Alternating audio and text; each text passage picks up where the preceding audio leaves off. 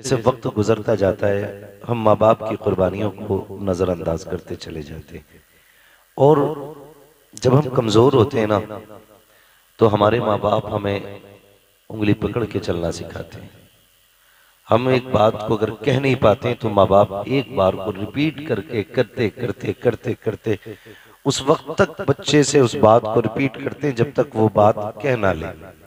अगर हम बात करें कि अगर माँ बाप बच्चे को कलमा याद कराते हैं तो एक बार नहीं, दो बार नहीं, सैकड़ों मर्तबा बच्चे को कलमा बताया जाता है, सुनाया जाता है, तब जाके बच्चे की जबान पे कलमा जारी होता है। इसी तरह से बाकी बहुत सारे ऐसे उमूर हैं जिनमें माँ बाप कई बार कोशिश करते हैं। मैं नौजवानों सिर्फ इतना कहना चाहूंगा कि हमारी जबान अगर एक बार काम नहीं करती है तो माँ बाप 100 बार दोहरा लेते हैं, लेकिन बुढ़ापे में जब माँ बाप के कान काम करना छोड़ जाते हैं तो एक बाप के सामने बेटा किसी बात को 3 मर्तबा दोहराने के लिए तैयार नहीं होता। वो अल्लामा रूमी रहमतुल्लाह तआला अलैह ने एक वाक़या तहरीर फरमाया कि एक शख्स की दीवार पे कौवा आके बैठ गया। वो बूढ़ा हो गया था, उसने अपने बच्चे को आवाज दी, बेटे जरा बात सुन। बेटा आ गया, उसने कहा अब्बा क्या बात है? उसने कहा बेटा ये दीवार पे क्या बैठा है, ये दीवार पे क्या बैठा है? तो उसने कहा अब्बा दिख नहीं रहा तुम्हें? कहा अगर दिखता तो तुझसे पूछता क्यों? तो उसने कहा अब्बा ये कौवा है। उसने कहा बेटे मैं ऊंचा सुन रहा हूं, थोड़ा और जोर से बोलो। उसने फिर कहा अब्बा ये कौवा है। उसने फिर तीसरी मर्तबा कहा बेटे और ऊंचा बोलो, मैं सुन नहीं पाया। बेटा बिगड़ गया, कहने लगा जब तुम्हें सुनाई नहीं देता तो शौक क्यों है बार बार पूछने का? बाप की आंख में आंसू आ गए। अल्लामा रूमी लिखते हैं कि उसने रो के कहा था बेटे जब तू छोटा था ना और एक कौवा इसी दीवार पे बैठा था, तूने 40 मर्तबा मुझसे तोतली जबान में पूछा था अब्बा ये क्या है? मैंने 40 मर्तबा तुझे कहा था ये कौवा है, और कहा बेटे आज तुझे मेरी आवाज से नफरत हो गई है। कल जब तू तोतली जबान में मुझसे कहता था ना अब्बा ये क्या है, हर बार मैं तेरा मत्था चूम के कहता था बेटे ये कौवा है। हर बार तेरी पेशानी को तुझे ये लग रहा है कि तेरे बाप के कान ऊंचा सुनने लगे हैं। कहा मेरे लख्ते जिगर नूरे नजर बात सुन। कहा सुन, जब तू एक बात को बार बार कहता था तो हर बार मुझे ये खुशी होती थी मेरा बेटा बोलने लग गया है, मेरा बेटा बोलने लग गया है। नौजवानों में कहना ये चाहता हूँ हमारी विलादत पे हमारे बाप को कितनी खुशी होती है, हमारी पैदाइश पे कितनी खुशी होती है। हमारी विलादत हुई, बाप ने मीठा तकसीम कराया, लड्डू बनाए गए, पूरे मुआशरे में तकसीम किए गए, मेरा बेटा पैदा हुआ है, मेरे घर के अंदर शहजादा आया है। आपसे मैं इतना कहना चाहता हूँ अगर बाप को इतनी खुशी होती है तो फिर बेटे बाप की मैयत की दुआएं क्यों मांग रहे हैं? अगर बेटा बीमार हो जाता है तो बाप कहता फिरता है साहब दुआ करना अल्लाह बेटे को जिंदगी देते, बेटा लंबी उम्र पा जाए। अगर बेटा बीमार हो जाता है बाप रोता फिरता है मेरे बेटे की लंबी उम्र की दुआएं की जाएं। मगर अफसोस की बात है अगर बाप बीमार होता है तो बेटा कहता फिरता है मौलाना दुआ कीजिएगा ताकि बाप की मिट्टी अल्लाह को प्यारी हो जाए। अब अच्छे नहीं लगते हैं, अब परेशानी ज्यादा है, अब देखा नहीं जाता है। ये किस्मत की खराबी है जब बाप की मौत मांग रहे हो। अल्लाह तौफीक दे तो बाप की जिंदगी मांगा करो, लंबी उम्र मांगा करो। तुम नहीं जानते हो अगर तुम्हें यह लगता है इसकी खांसी से घर का माहौल बिगड़ रहा है, इसकी आवाज से घर का माहौल बिगड़ रहा है तो गलत सोचते हो। खुदा की कसम अगर ये बीमार बिस्तर पे पड़ा है, इसके हाथ उठते हैं खुदा की रहमतें बरस जाया करती हैं, इसकी जबान चलती है खुदा की तरफ से बरकतें आ जाती हैं। इसके लिए मौत ना मांगा करो, अगर मांग सकते हो इसके लिए जिंदगी की खैरात मांगा करो, जिंदगी की भीख मांगा करो। भूल गए हैं हम लोग, हमें शायद ये रिश्ते याद नहीं है। लोग तड़प जाते हैं, कहते हैं कि मेरा बाप अच्छा हुआ चला गया, गया तो घर खाली हो गया।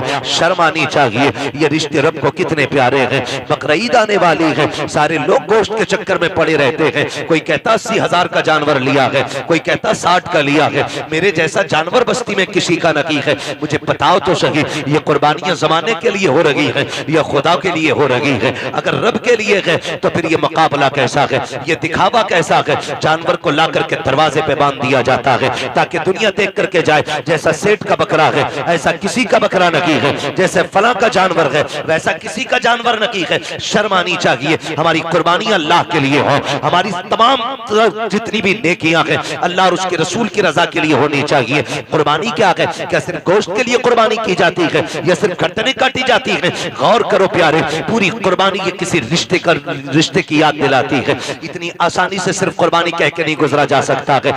आप देखो तो सही तारीख का ये बाप पलटो, लोग हज करने के लिए जाते हैं, सफा मरवा की सही ये माँ बाप की और औलाद के रिश्ते की याद दहानी है। आप देखें जमजम आप पिएंगे तब भी तुम्हें माँ और बेटे का रिश्ता दिखाई देगा।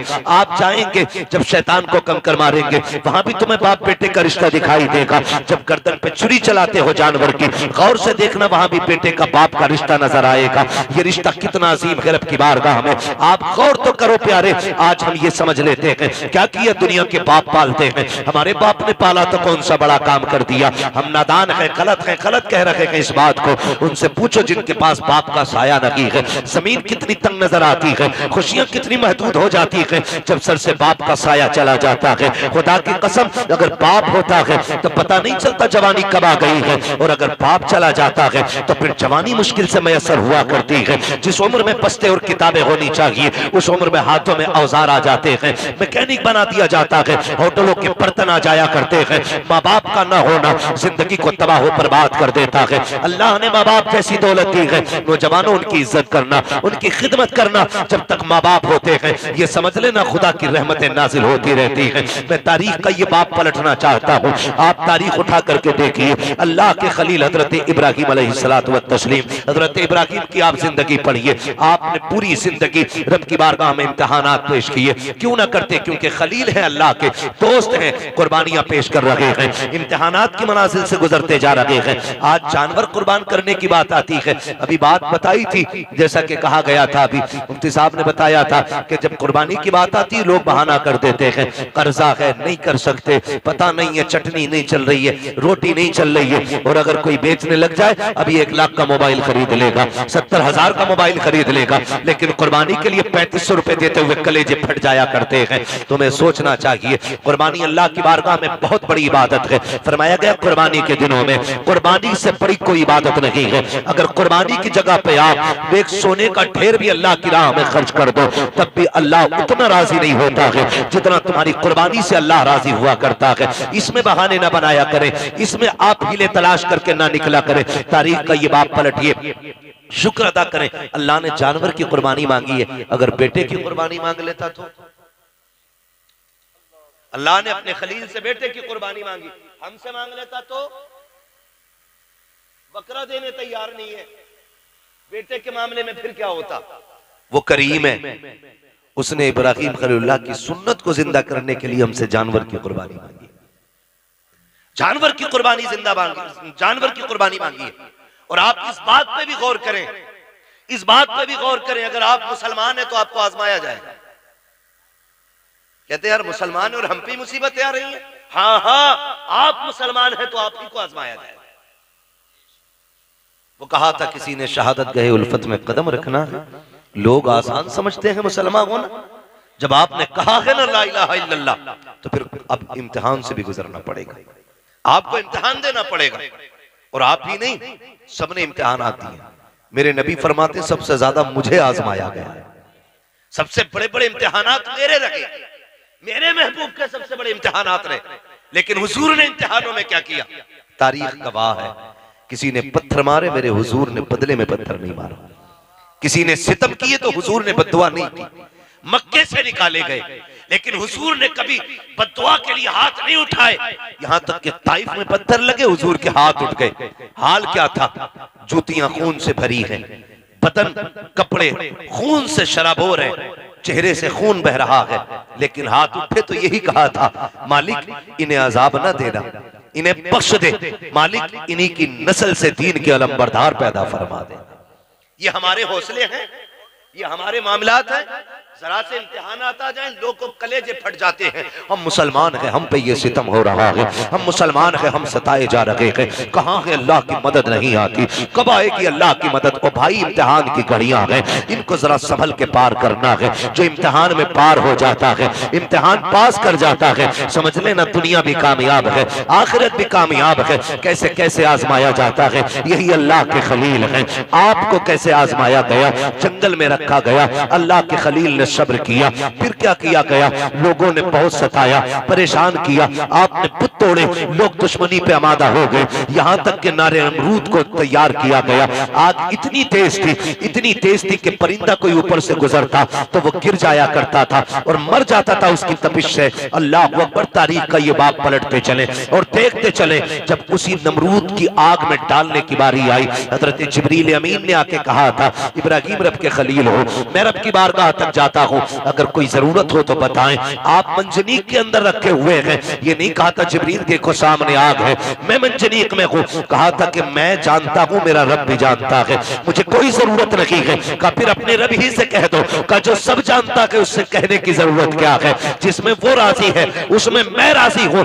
ये कह के आप राजी हो गए। जब नारे नमरूद में डाला गया, अल्लाह ने आग को ठंडा होने का हुक्म दिया, आग ठंडी और सलामती वाली हुई, आप नारे नमरूद में रखे, बाहर तशरीफ लेकर के आए। उसके बाद फिर आप हजरत सारा के साथ अपना वतन छोड़ देते हैं। बहुत लंबा वाकया है, बादशाह ने पकड़ा, फिर उसके बाद बदले में आपको हजरत हाजरा भी तोहफे में पेश की गई। हजरत हाजरा से आपने निकाह किया। जब कोई औलाद न थी, अल्लाह ने हजरत हाजरा से एक बेटा अता फरमाया। जब एक बेटा पैदा हुआ, आपकी मोहब्बत ज्यादा हो गई, फरिश्ते बातें करने लगे, मालिक ये तेरा खलील है, तेरा दोस्त है, लेकिन अपने बेटे से बहुत ज्यादा प्यार करता है। रब ने फरमाया इब्राहिम का जी रब जलील का बेटे को अपने आप से दूर कर दो। कहा क्या करना है मालिक, कहा ऐसी वादी में छोड़ के आओ जहां पे कोई आबादी ना हो। हजरत इब्राहिम खलीलुल्लाह ने बेटे को लिया, आज वहां लेकर के आए जहां आज काबा मौजूद है, उस जमीन पे बीवी बच्चे को लेकर के आए। तारीख का ये बाप बड़े सुनहरे अल्फाज में लिखा हुआ है, बहुत गौर से सुनना प्यारे, और जाकर के बहन बेटियों को भी ये बाप सुनाना।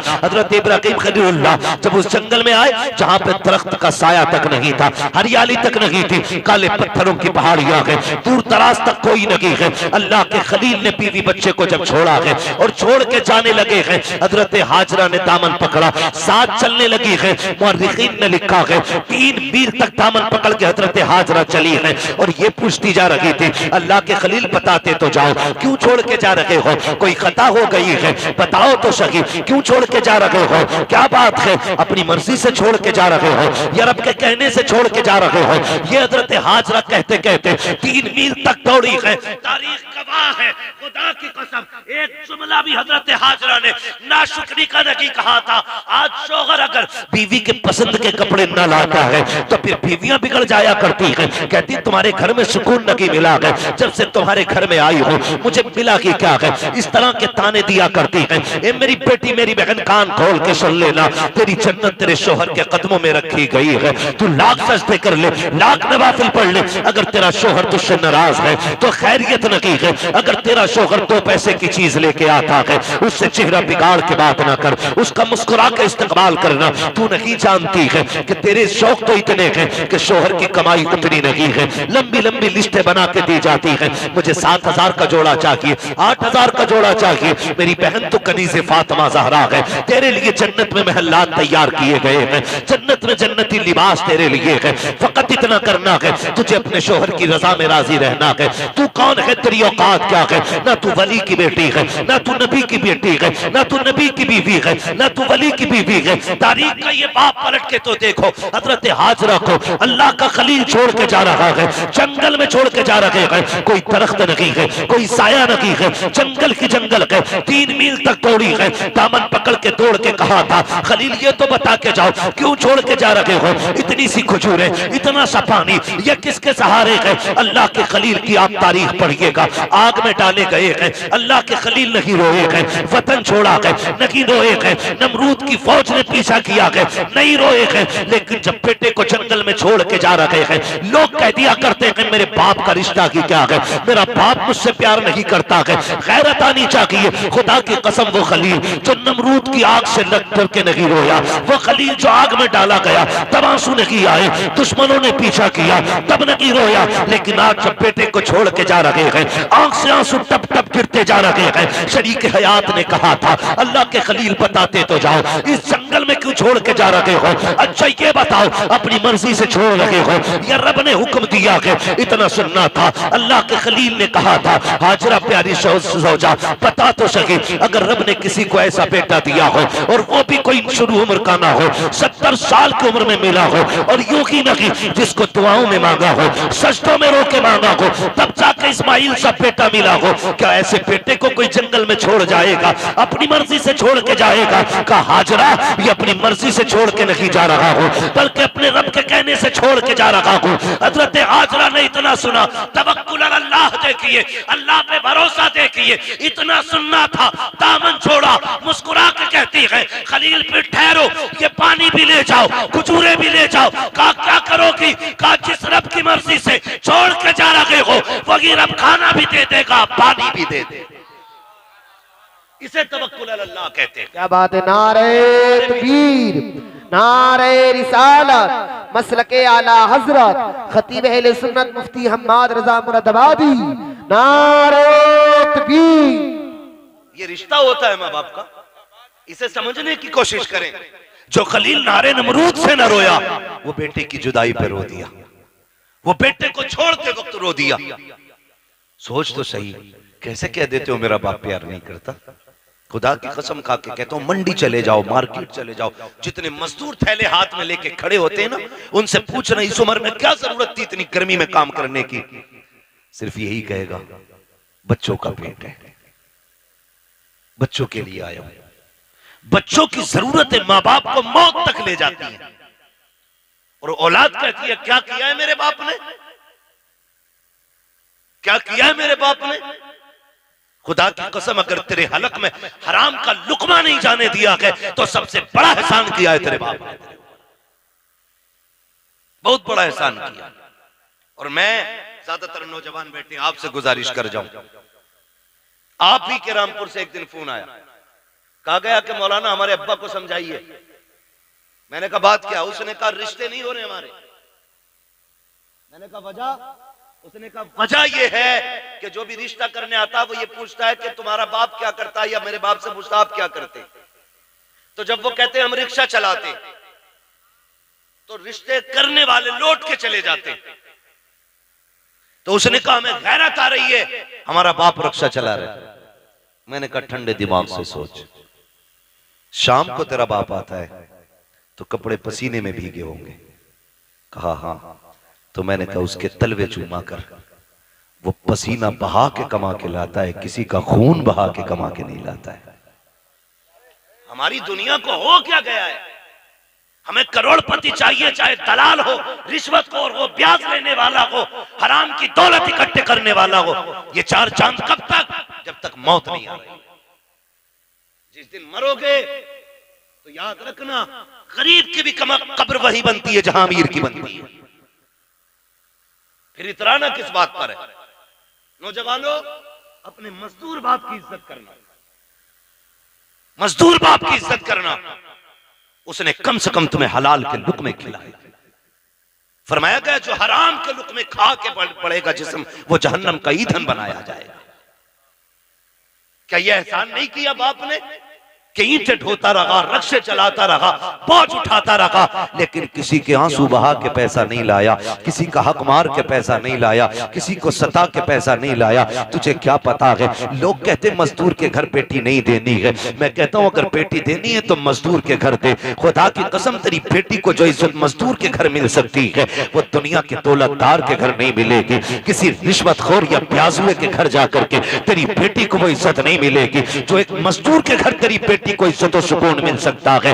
वजह ये है आज हम इज्जत मजदूर को जलील समझते हैं। महबूब की चौखट है। एक गरीब सहाबी आए, आका करीम को सलाम पेश किया, अर्ज करते हैं या रसूल अल्लाह, आज माशरा बहुत बिगड़ता जा रहा है, क्या बात है? आका हम मजदूर डिपार्टमेंट से ताल्लुक रखते हैं, हमारी मजदूरी नहीं दी जाती है, लोग पैसा मार लेते हैं, आका में कई कई दिन तक धक्के दिए जाते हैं। मेरे नबी ने इतना सुना उठ के खड़े हो गए, फरमाया मुसाफा नहीं करोगे? कहते हैं या रसूल अल्लाह, हाथ ऐसे नहीं है जो आपके हाथ में दिए जा सके। क्या बात है? काका इन हाथों से मजदूरी करता हूँ, हाथों में छाले पड़े हैं, फेटे हैं, कहाँ आप जैसे आपके गुलाब जैसे हाथ, कहाँ मेरे ये सख्त हाथ। आका खैरत आती है आपके हाथ में हाथ देते हुए। मेरे नबी ने उसके हाथ देखे, फरमाया ला तेरे हाथों को बोसा दे दो। इतना सुनना था, मजदूर की आंख में आंसू आ जाते हैं। या रसूल अल्लाह, आप बोसे की बात करते हैं, यहाँ मजदूर को बगल में बैठा के कोई पानी नहीं पिलाता है, यहाँ साथ बैठा करके कोई एक प्लेट में खाना नहीं खिलाता है। आका आप हैं कि चूमने की बात कर रहे हैं। मेरे नबी ने इतना सुना, फरमाते हैं खाली सिर्फ निजाम नहीं बनाना है, बल्कि जमाने को मजदूर की इज्जत भी बतानी है। आका करीम ने जब मजदूर के हाथ को बोसा दिया, तड़प गया आका, इतनी इज्जत। फरमाया सिर्फ इज्जत नहीं, एक कानून भी बता रहा हूं, जाओ जमाने से कह देना कि मजदूर की मजदूरी पसीना सूखने से पहले दे दो। कहा ये इज्जत किसने दी है? तो बता देना ये इज्जत मदीने वाले मुस्तफा ने अता की।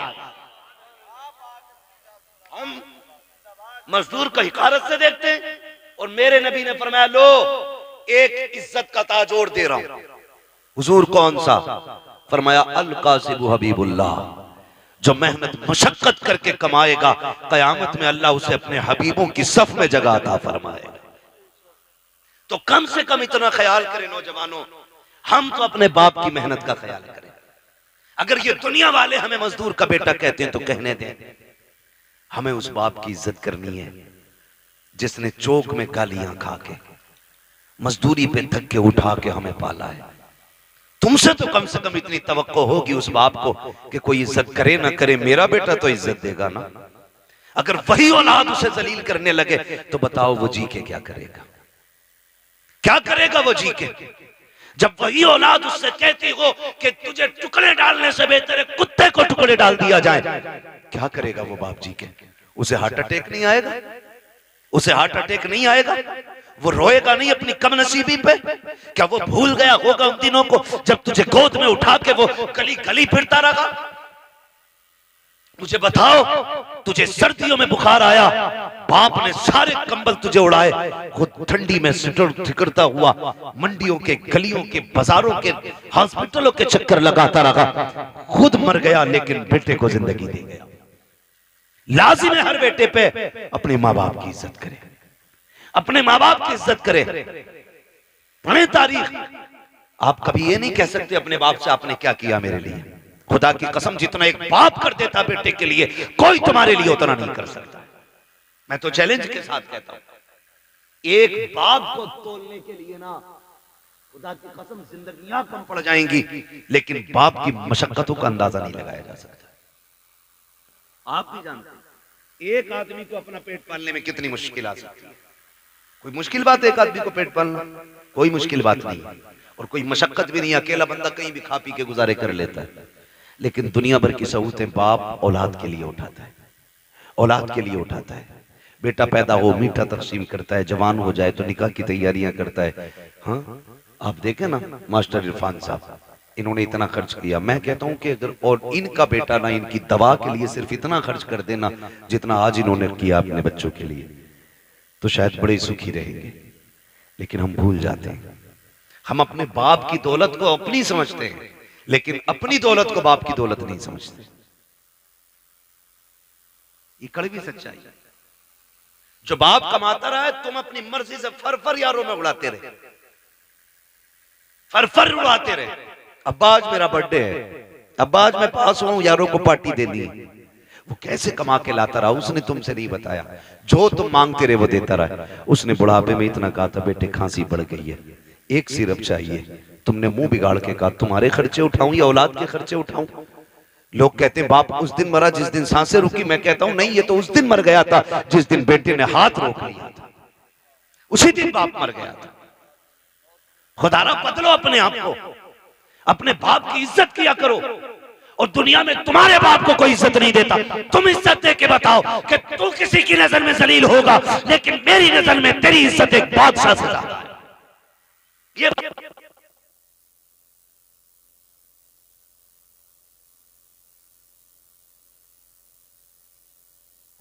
कम से कम वो आपने में आके तुम्हारी मोहब्बत की वजह से उसकी थकन उतर जाए, ये कोशिश किया। अक्सर नौजवान मेरे सामने बैठे, अल्लाह करे हर नौजवान अपने बाप की इज्जत करने लग जाए, बाप की इज्जत करने लग जाए। हम तो ये सोचते हैं ना, ये सोचते हैं ना जो भी कमाया वो हमारा है, हमारे बाप का कुछ नहीं है। नहीं, ख्याल करो यार, ख्याल करो। एक बाप की जिंदगी अपनी औलाद के लिए पूरी सर्व कर देता है बाप।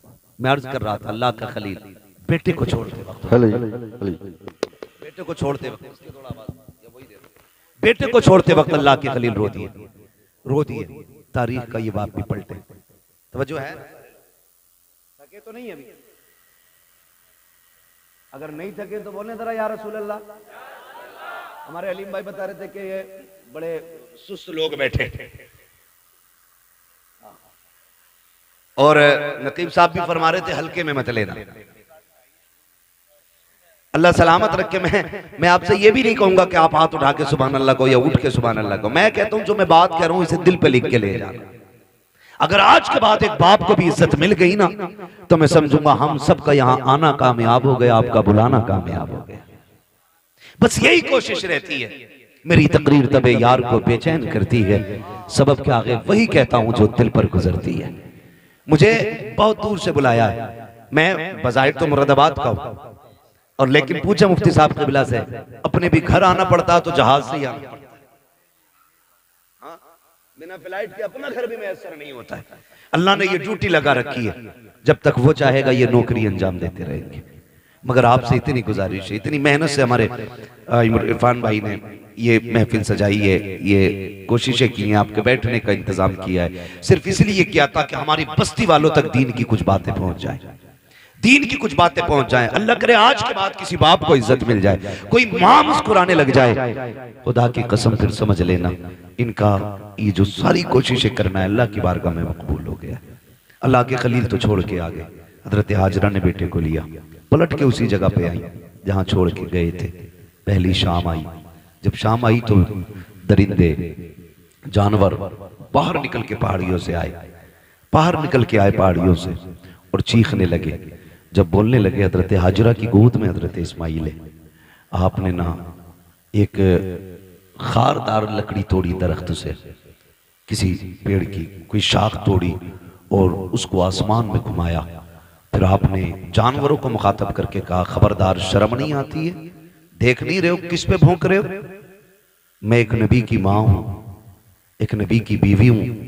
मेरी गोद में जो लाल है कोई आम बेटा नहीं, मेरी गोद में रब का इस्माइल लेटा हुआ है, रब का इस्माइल लेटा हुआ है। का खबरदार भौंकने की जरूरत ना करना, हम पे भौंकने का मतलब है नबी की इज्जत पे भौंकना। इतना कहा, सारे जानवर पलट के चले गए, सारे चले गए। फिर वो पानी, वो खजूरें, वो सत्तू, वो क्या सब कुछ जो भी दिया था, कब तक चलना, सारा ही खत्म हो गया। जो भी जो भी खाने पीने का सामान था खत्म हो गया। लेकिन माँ होती है। फिर वो वक्त भी आया कि माँ के सीने का दूध भी खुश्क हो गया। फिर जब बेटे ने सूखी जबान होठों पे फेरी तो माँ से देखा ना गया। तारीख गवाह है, हज करने के लिए जाओ, हुक्म होता है सफा मरवा की सही करो। मालिक ये क्या है? कहा यहाँ मेरी हाजरा दौड़ी थी। फिर क्या करना है? कहा जब तक दौड़ेगा नहीं तेरा हज पूरा नहीं होना है, तुझे दौड़ना जरूरी है। मालिक क्यों दौड़ाया गया? कहा जब जब यहाँ आके तुम दौड़ोगे ना तो तुम्हें माँ और बेटे की मोहब्बत का एहसास हो जाएगा। एक माँ ने बेटे की मोहब्बत में कितने चक्कर लगाए हैं, 7 चक्कर लगाए। माँ तो माँ होती है। बेटे को लेटाया जमीन पे, आपने एक पत्थर इधर से रखा, एक इधर से रखा, एक पत्थर ऊपर से रखा, 3 पत्थरों से बेटे का थोड़ा सा धूप का साया किया। उसके बाद दौड़ लगाई है पानी की तलाश में। आप दौड़ करके पहाड़ के सिरे पे चढ़ी है, चारों तरफ देखा, पानी नजर नहीं आया। फिर ख्याल आया मेरे बेटे को कोई जानवर न ले जाए। फिर पलट के वापस आई है, फिर बेटे की खुशकी देखी है, फिर दौड़ लगाई है। बाज मार्रिखीन ने यहाँ तक लिखा है कि 7वें चक्कर पे हजरत हाजरा गिर जाती है। अल्लाह अकबर, जब गिरी है इधर हजरत इस्माइल ने एड़ियां रगड़ी है। जब एड़ियां रगड़ी, रब ने फरमाया जिब्रील जी रब्बे जलील जल्दी कर दौड़ के जाकर के मेरे इस्माइल की एड़ियों की जगह से चश्मा जारी करके। तारीख गवाह है, हजरत हाजरा ने खुद को संभाला और दौड़ करके आई। क्या देखती है, जहां बेटे के पैर लग रहे थे वहां से पानी का चश्मा जारी हो गया है,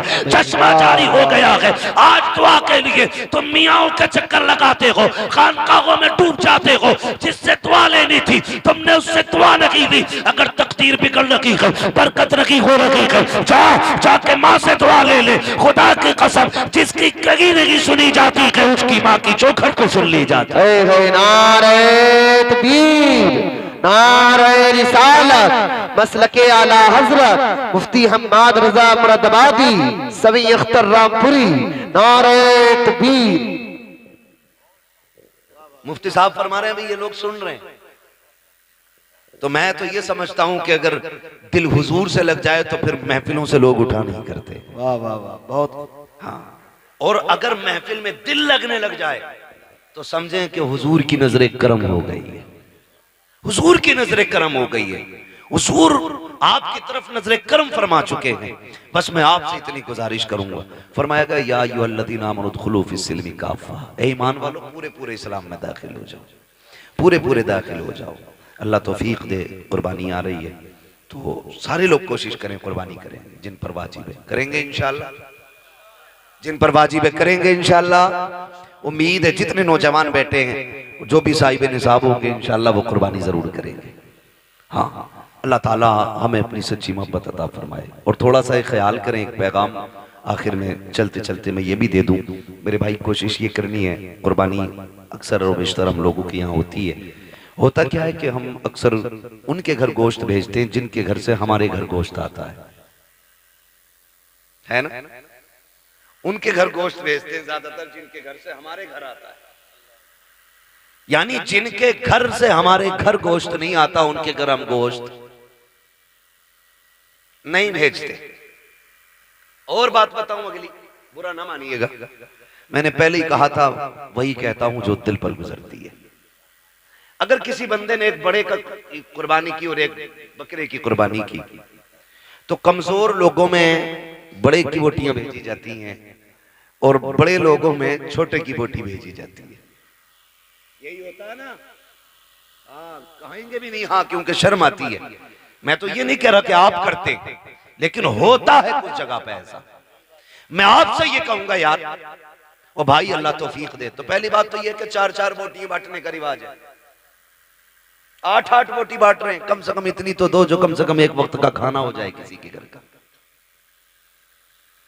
कुछ जगहों पे तो मसला ये है कि बकरीद के गोश्त से मुहर्रम का हलीम बनाते हैं। ये कंडीशन हमारी कौम की है। कुर्बानी के बाद ऐसा फ्रिज में पैक करते हैं कि मुहर्रम की 9 तारीख को ही निकलता। बड़े सनीचर लोग हैं भाई। डॉक्टर से पूछो तो गोश्त जितना बासी होता जाएगा ना उतनी बीमारियां उसमें बढ़ती चली जाती हैं, और दही जितना बासी होता जाएगा उतना मुफीद होता जाता है। कई बार तो खा खा के लोग बीमार हो जाते। मैं तो कहता हूं कुर्बानी की बरकत है, वरना लोग मर जाएंगे इसे खा के। कितना वक्त रह जाता है कुर्बानी से मुहर्रम तक का? 1 महीना ना, 30 दिन कुछ थोड़ा थोड़ा निकाल के खाते रहते। अल्लाह पे भरोसा रखो यार, जो आज दे रहा है वही आपको कल भी देगा। बोलो देगा कि नहीं?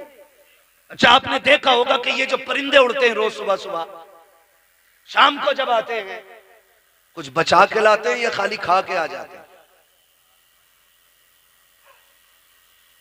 क्या करके आते हैं? बोल सकते हैं तो बोले सर, अल्लाह ने ज़बान दी है तो। खा के आ जाते हैं ना, रख के तो नहीं लाते। अगले दिन फिर उड़ते हैं, फिर खा के आते हैं। और ताज्जुब की बात यह है कि भूखे जाते हैं और पेट भर के वापस आते हैं। इनका कोई खेत है, बिजनेस, मंडी। अच्छा, इतनी तपिश, इतनी गर्मी है अभी कि हर जगह पानी भी मैसर नहीं है। आदमी को 24 घंटे पानी ना मिले पागल हो जाए।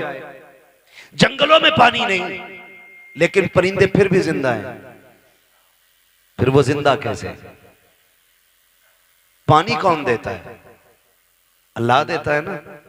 वो रोज खा के उड़ के आ जाते, छोड़ के नहीं आते, क्योंकि उनका भरोसा ये है कि हमें रब देने वाला है। क्या बात है भाई, बहुत अच्छा है। रब देने वाला है। जानवरों का भरोसा अल्लाह पर है। इंसान 1 महीने के लिए रख के पड़ा। ये तो कुर्बानी का है। लोगों ने जन्नत का उठा के रखना शुरू कर दिया था, वो अल्लाह ने वो बंद कर दिया था। आपको अल्लाह ने अगर दिया है तो फ्रिज में ना भर। कितने ऐसे लोग आज भी हमारे मुआशरे में हैं जिन्हें साल साल भर गोश्त खाने तक की तौफीक नहीं होती।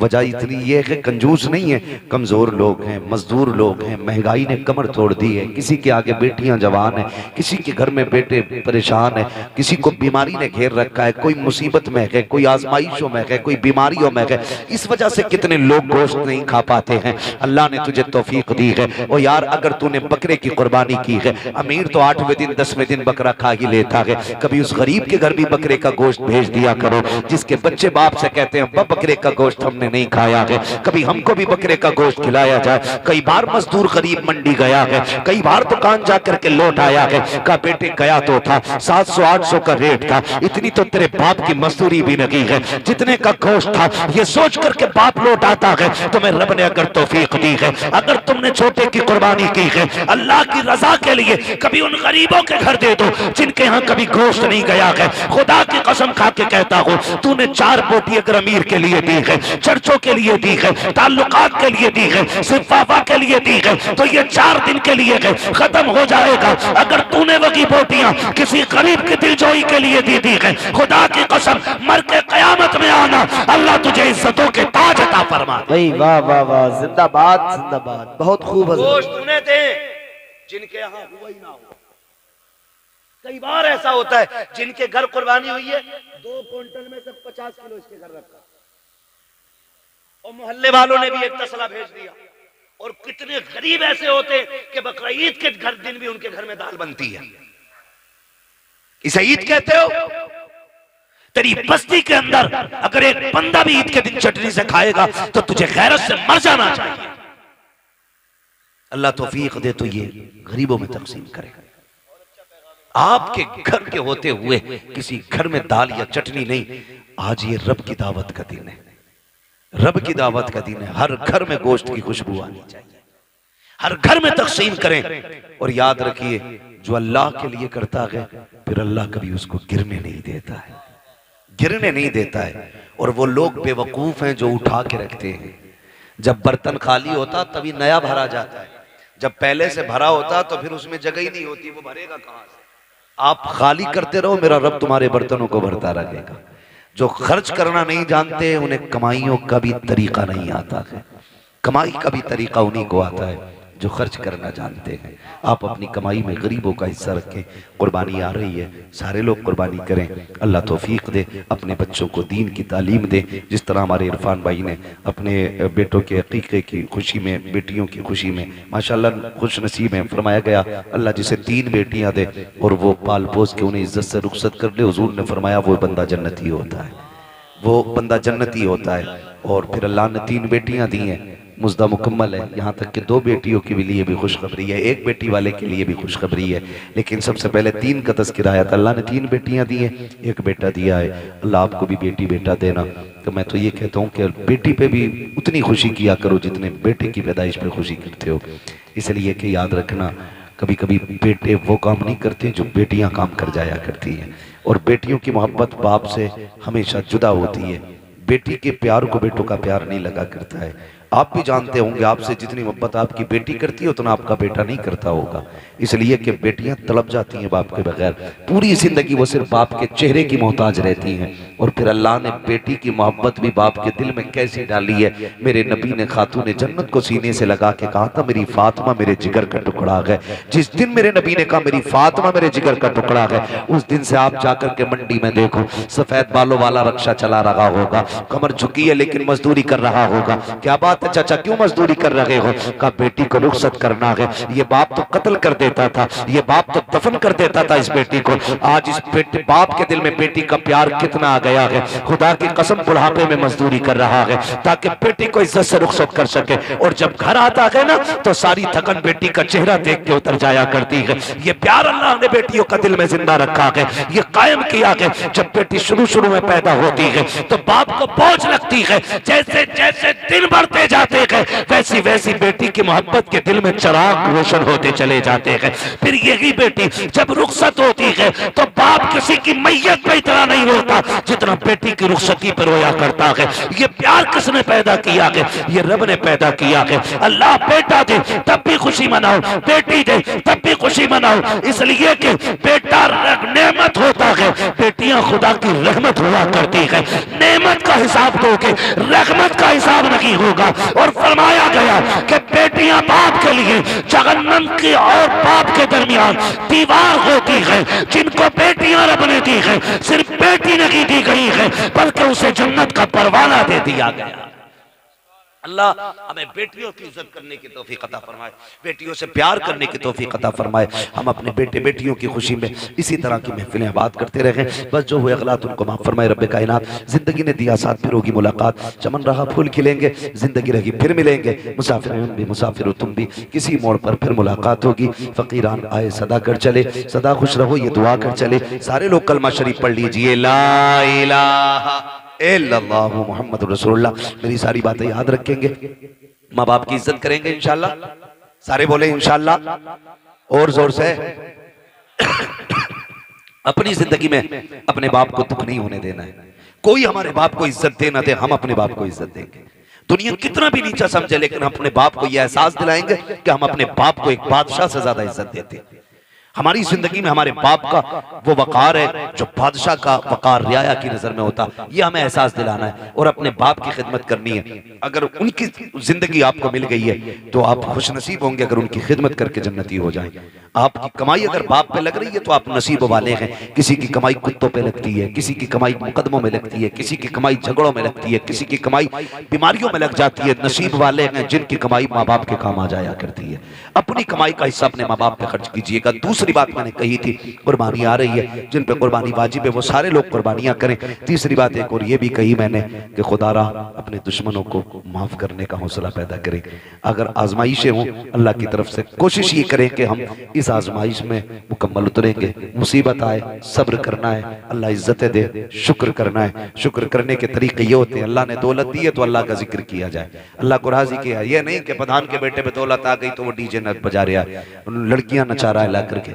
ये कोई कमाल नहीं है। मौत आनी है, मौत आनी है, सबको मरना है। पैसा तो अगर बात की जाए तो सभी पे होता है लेकिन सबकी दौलत दौलत उस्मानी नहीं होती है। दौलत उस्मानी वो होती है जो अल्लाह और उसके रसूल के नाम पे खर्च की जाती है। अल्लाह और उसके रसूल के नाम पे जो दौलत खर्च की जाती है तो कोशिश ये करें हम अपनी कमाई को हराम जगह नहीं हलाल जगह खर्च करेंगे ना इंशाल्लाह। ऐसे सारे नौजवान वादा करते हैं इंशाल्लाह माँ बाप की इज्जत करेंगे, रिश्तों का ख्याल करेंगे। याद रखिएगा मैंने कहा जैसे इरफान भाई ने आज अपने बच्चों की खुशी मनाई है ना, हमारे बाप ने भी हमारी विलादत की खुशी मनाई होगी। इतने खुश हुए होंगे वो, बल्कि इनसे भी ज्यादा खुश हुए होंगे। हर कोई यही अपने बारे में तसव्वुर करे तो कोशिश ये करें हमें अपने माँ बाप को दुख नहीं देना है। कुर्बानी में जब गोश्त की बारी आए तो तकसीम करना है, दो दो बोटियां नहीं, कम से कम इतना देना है कि किसी के एक घर की किसी दिन की हंडिया हो जाए। कभी कभी ना तो किसी के लड्डू किसी के घर की मुसीबत बन जाते है ना। किसी मोहल्ले में बेटा पैदा हुआ किसी के तो 2 लड्डू भेज